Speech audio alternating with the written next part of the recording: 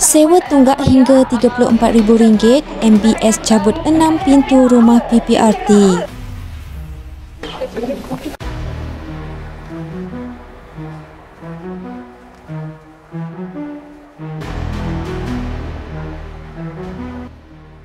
Majlis Bandaraya Seremban bertindak menanggalkan 6 pintu rumah penyewa di Rumah Pangsa Kos Rendah PPRT Lobak selepas gagal menjelaskan tunggakan sewa sehingga ada yang mencecah RM34,000. Datuk Bandar Seremban, Datuk Masri Razali berkata, operasi pada 27 Februari lalu itu melibatkan ahli Majlis MBS, Jabatan Penilaian dan Pengurusan Harta MBS dan Jabatan Undang-Undang dan Penguatkuasaan MBS.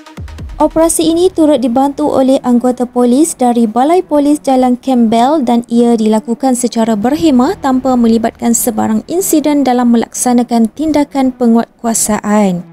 MBS sentiasa memberi peluang dan membantu penyewa dengan menyediakan pelbagai kaedah supaya penyewa dapat menjelaskan tunggakan sewa dengan kadar sewa RM150 sebulan.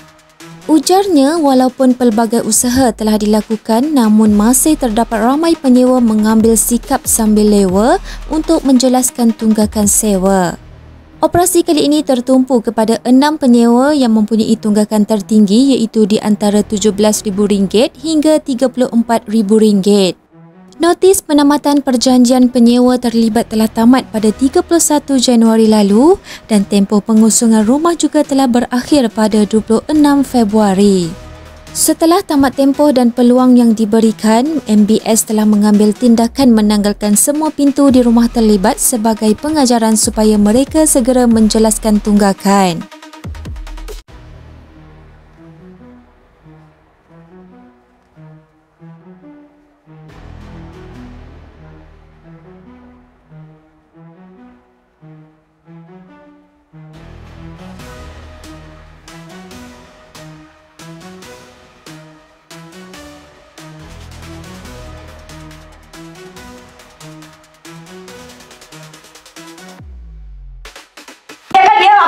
Dia cakap apa?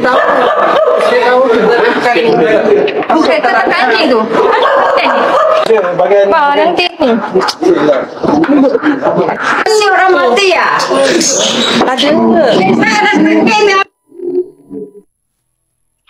Tindakan. Buka pintu. Puan, kita telah hantar notis dan juga surat-surat. Bayar kan hari ni? Belum bayar. Tak cukup. Tak cukup. Hutang itu juga itu juga saya bayar.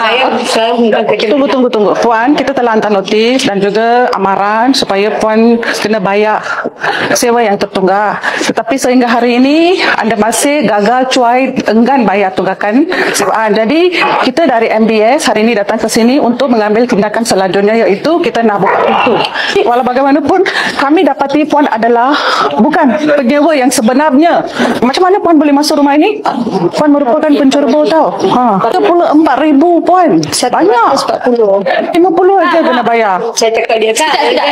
Rombok kata dalam masa menunggu lidah kata menani kira solid wanita. Rumah ni rumah majlis kita sewa RM150 sebulan. Dan ini bukan rumah kebajikan lah. Jadi hari ini kita ambil tindakan untuk buka pintu. So bukan pintu ni saja, semua pintu yang ada dalam rumah ni. Okey, sila saya masuk. Okey, sila. Biarkan kami buat kerja kita. You tolong saya tolong you. Grill buka sekali. Grill. Kalau Puan tak datang bayar, kita yang dia apa? Dia cakap apa?